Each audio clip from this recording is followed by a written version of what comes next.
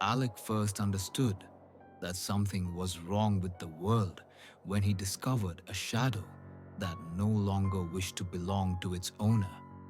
He lived on Dusk Street, in a narrow one-room apartment where daylight never truly entered.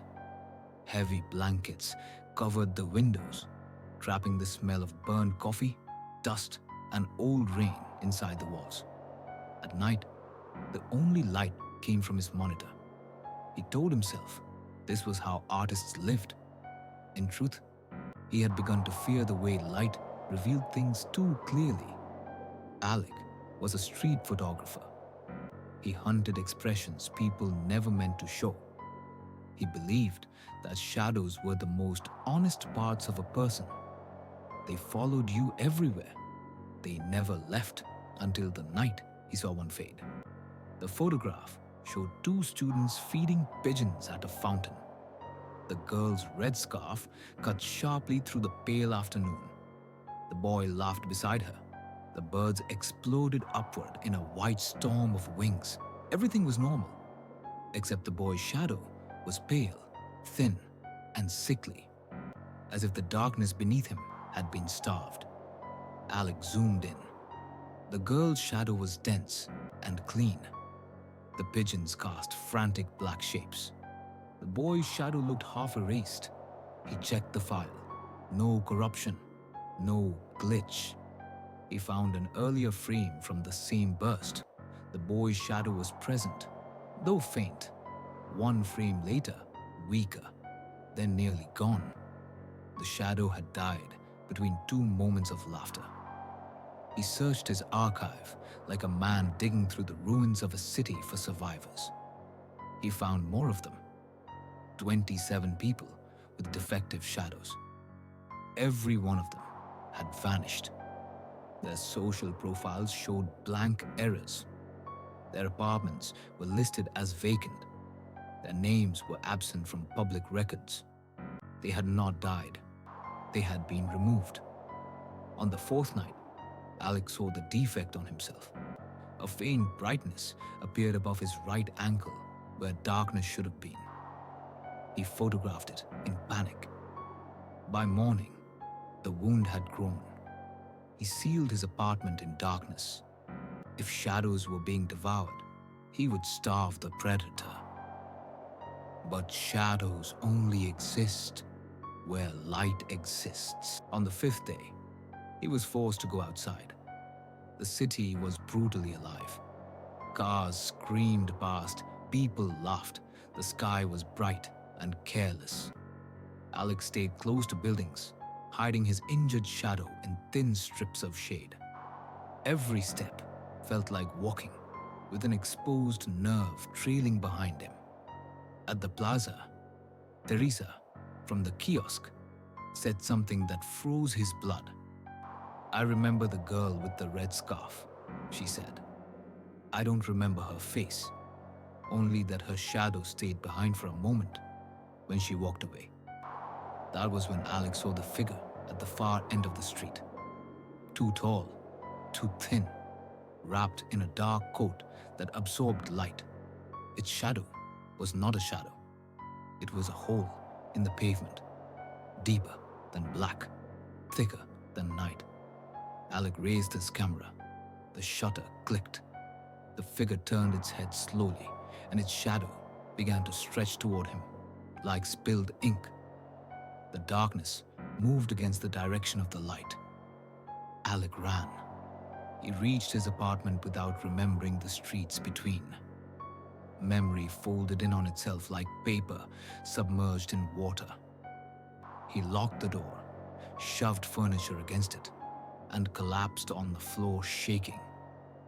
When he turned on the bathroom light to check himself, his shadow was barely there. His head and shoulders formed a pale fog on the wall.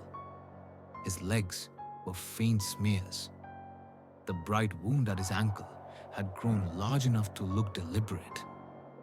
That night, something touched his shadow while he slept. Not his body, not his skin, the part of him that lived in darkness. He woke with the sensation of fabric tearing deep inside himself. By morning, his shadow was completely gone. He stood in full light and cast nothing. The absence felt heavier than any presence. The room rejected him in small ways. Dust no longer gathered around his feet. Light refused to bend around his form. Then the phone rang. A voice spoke from inside his skull. "You have reached the final stage." His body began to lose its depth. His skin turned the dull gray of old paper. Creases formed where flesh had been. His chest split along a clean fold, and the thick, black liquid poured from inside him. His shadow rose from within his body. It no longer matched his shape. It grew taller, wider, heavier than night. "I am the shadow collector," it said. "You were only a container." Alex's paper body folded inward against his will. He was compressed into a shrinking shape and drawn into the darkness that served as the collector's mouth. There was no violence, only erasure. When the process ended, the apartment was empty. The collector stepped into Alex's discarded form. The door unlocked without being touched. Morning found him walking through the city inside a stolen body. No one noticed the thing wearing Alex's face. People never studied shadows closely enough. At a bus stop, a woman waited with a laptop bag pressed to her chest. Her shadow was strong, for now. The collector lifted Alex's camera and pressed the shutter. The flash did not fire.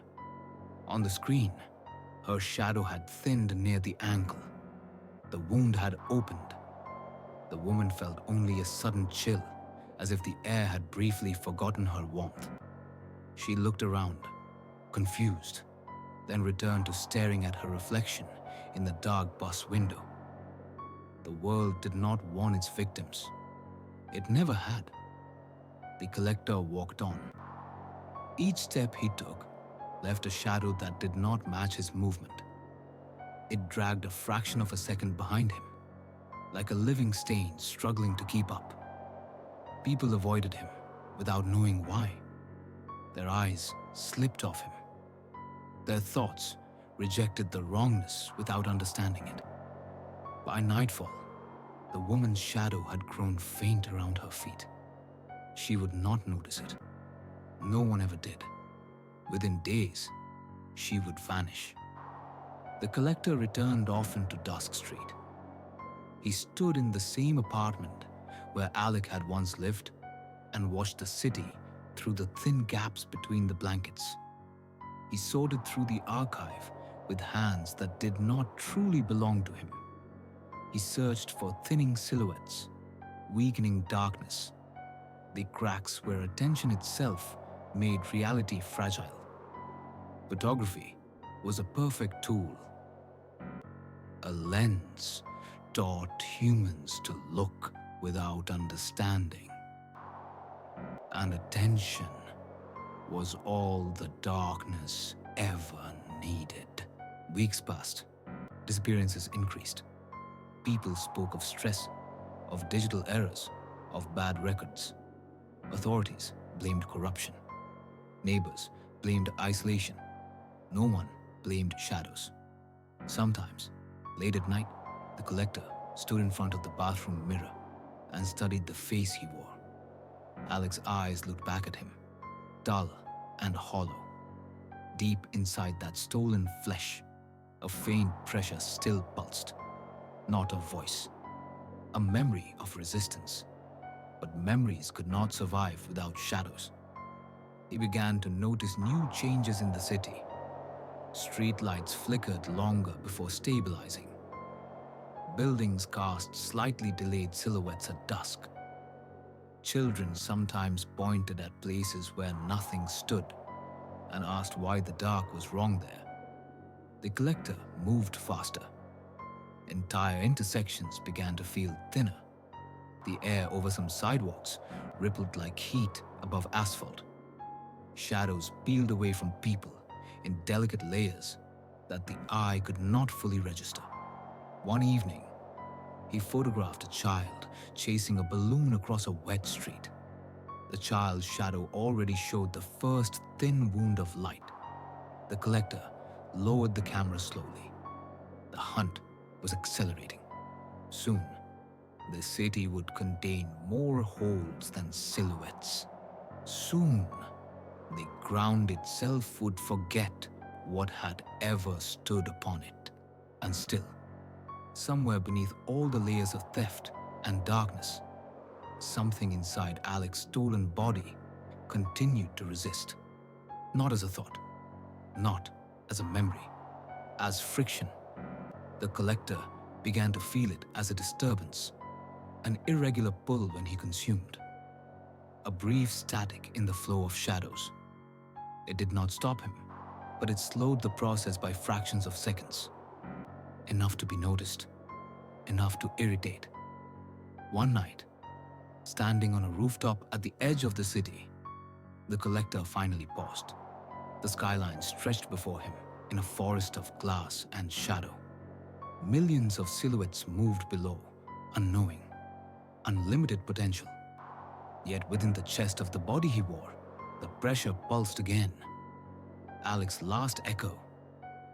"You still think you are separate," the collector said quietly to the empty air. "You are not." But the resistance remained, and for the first time since he had been born from darkness, the shadow collector felt something dangerously close to uncertainty. Far below, a man walked alone under a flickering street lamp.